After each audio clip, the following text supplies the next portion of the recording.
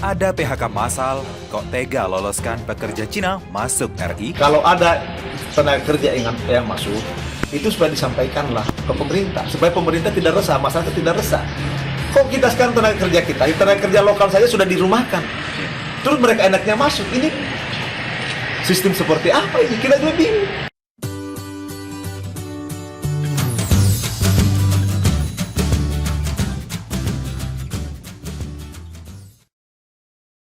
Ada PHK massal, kok tega loloskan pekerja Cina masuk RI?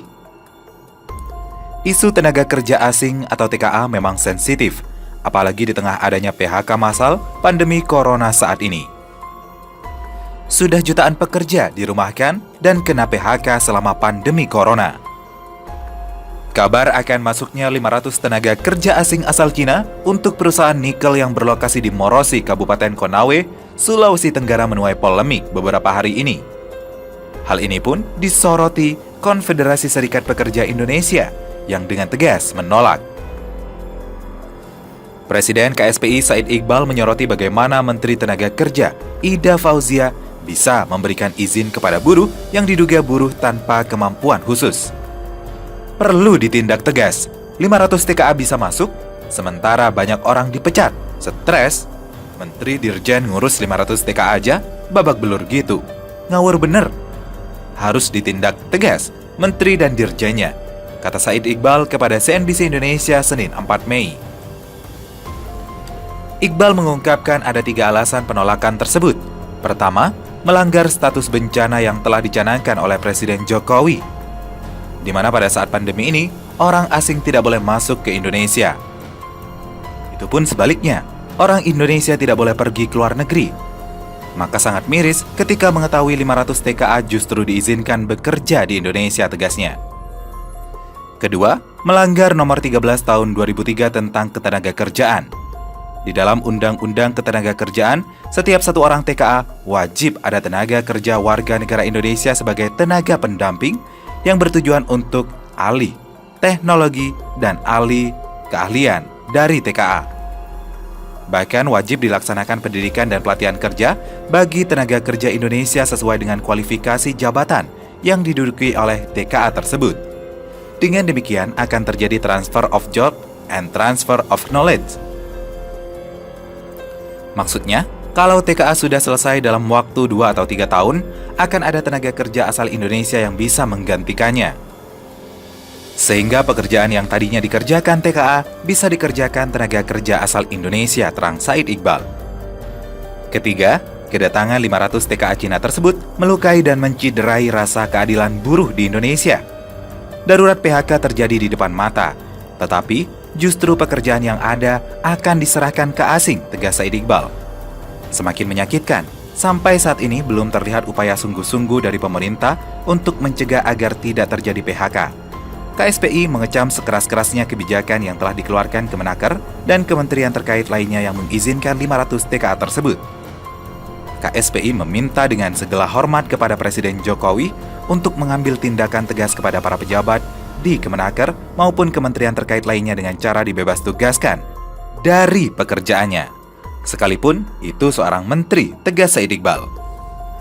Ada PHK massal, kok tega loloskan pekerja Cina masuk RI? Isu tenaga kerja asing atau TKA memang sensitif, apalagi di tengah adanya PHK massal pandemi corona saat ini. Sudah jutaan pekerja dirumahkan dan kena PHK selama pandemi corona. Kabar akan masuknya 500 tenaga kerja asing asal Cina untuk perusahaan nikel yang berlokasi di Morosi, Kabupaten Konawe, Sulawesi Tenggara menuai polemik beberapa hari ini. Hal ini pun disoroti Konfederasi Serikat Pekerja Indonesia yang dengan tegas menolak. Presiden KSPI Said Iqbal menyoroti bagaimana Menteri Tenaga Kerja Ida Fauzia bisa memberikan izin kepada buruh yang diduga buruh tanpa kemampuan khusus. Perlu ditindak tegas, 500 TKA bisa masuk, sementara banyak orang dipecat, stres. Menteri Dirjen ngurus 500 TKA aja, babak belur gitu. Ngawur bener. Harus ditindak tegas, Menteri dan Dirjennya, kata Said Iqbal kepada CNBC Indonesia Senin 4 Mei. Iqbal mengungkapkan ada 3 alasan penolakan tersebut. Pertama, melanggar status bencana yang telah dicanangkan oleh Presiden Jokowi, di mana pada saat pandemi ini, orang asing tidak boleh masuk ke Indonesia. Itu pun sebaliknya, orang Indonesia tidak boleh pergi ke luar negeri. Maka sangat miris ketika mengetahui 500 TKA justru diizinkan bekerja di Indonesia, tegasnya. Kedua, melanggar nomor 13 tahun 2003 tentang ketenagakerjaan. Di dalam Undang-Undang Ketenagakerjaan, setiap satu orang TKA wajib ada tenaga kerja warga negara Indonesia sebagai tenaga pendamping yang bertujuan untuk ahli teknologi dan ahli keahlian dari TKA. Bahkan wajib dilaksanakan pendidikan dan pelatihan kerja bagi tenaga kerja Indonesia sesuai dengan kualifikasi jabatan yang diduduki oleh TKA tersebut. Dengan demikian akan terjadi transfer of job and transfer of knowledge. Maksudnya, kalau TKA sudah selesai dalam waktu 2 atau 3 tahun, akan ada tenaga kerja asal Indonesia yang bisa menggantikannya. Sehingga pekerjaan yang tadinya dikerjakan TKA bisa dikerjakan tenaga kerja asal Indonesia, terang Said Iqbal.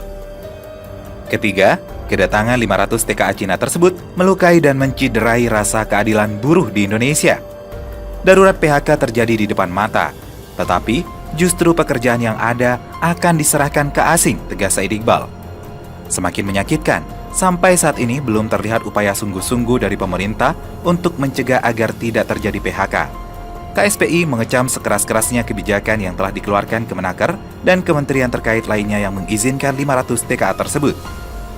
KSPI meminta dengan segala hormat kepada Presiden Jokowi untuk mengambil tindakan tegas kepada para pejabat di Kemenaker maupun kementerian terkait lainnya dengan cara dibebas tugaskan dari pekerjaannya. Sekalipun itu seorang menteri, tegas Said Iqbal.